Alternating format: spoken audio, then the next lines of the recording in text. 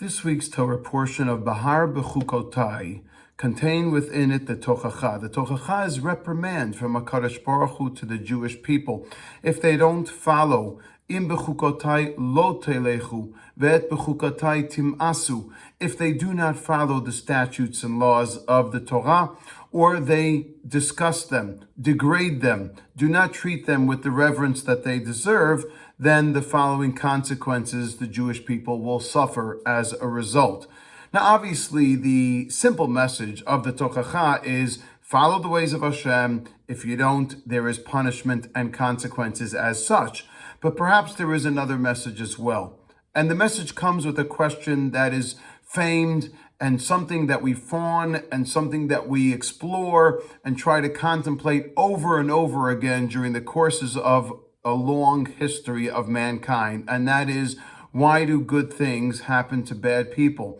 Why do bad things happen to good people? It's a question that even the great Rambam Maimonides could not understand in the end of the day. We can play with it, we can contemplate, we can try and make sense of it, and certainly try and investigate and inquire, but nonetheless, at the end of the day, we don't necessarily know the answers to those questions.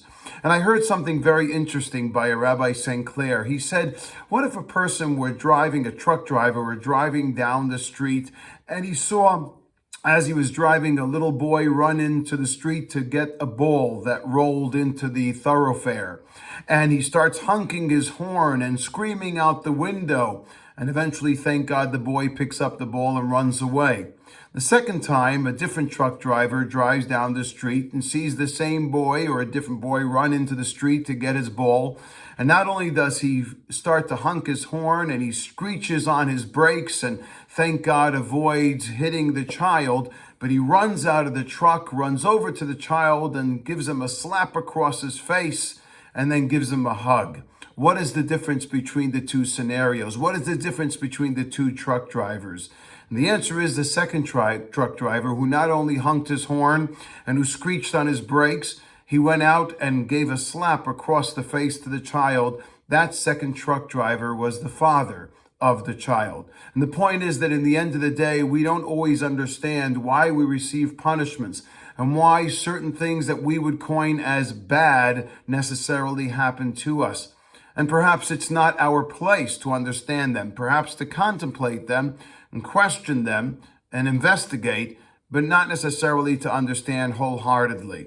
I don't understand to this day why HaKadosh Baruch Hu, why God took Gila from us, this dear, sweet, happy-go-lucky child at the age of 18. Why? Am I a bad person? Are you punishing me, God? I know I'm not necessarily a righteous person, but I'm not a bad guy. I try to do the best I can.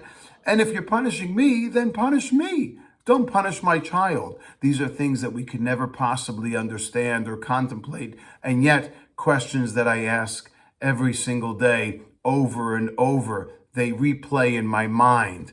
The Torah tells us in Perek Lamed Gimel, Pasuk Chaf Gimel of Shemot, when Moshe tells HaKadosh Baruch Hu, Hareini na et kvodecha, show me your glory, Hashem says, Vasiroti et kapi, vera'ita et achorai, upanai lo yera'u. God says you will see achorai, which we think the simple context is that we'll see, or that Moshe would be zoche, privy to see the back of HaKadosh Baruch Hu, whatever that means. But no. Perhaps achorai, says Rabbi St. Clair, is actually referring to reflection. In other words, we might not necessarily understand things panai right now when they're in front of us, when they are unfolding in front of our eyes, the various events of history that transpire in front of us, we can't contemplate them. But achorai, generations to come, when they look back, perhaps there will be more understanding. But that's only has the capability of God knowing and God being able to have a full breadth view of the entire world and its long history. We as human beings are obviously limited in our capabilities and in our viewpoint. And for that reason, the Tochacha comes to remind us that there will be things that we view as bad, or they might be viewed as difficult, hardships, obstructions to our reality, to our existence. But in the end of the day, it's same as the truck driver who runs out of the truck and slaps the child across the face. The child thinks that it's for his detriment, when in actuality it's for his benefit. Our belief ultimately has to subscribe that everything that unfolds in this world, and trust me, coming from myself, it's very, very hard for me to say this. And I'm sure there, unfortunately, are others who feel the same way. But in the end of the day, we don't necessarily understand everything. But the Tochacha comes to remind us that everything ultimately comes from our faith in God. HaKadosh Baruch Hu, God above, understands, of course, and knows the path in which the world is supposed to take.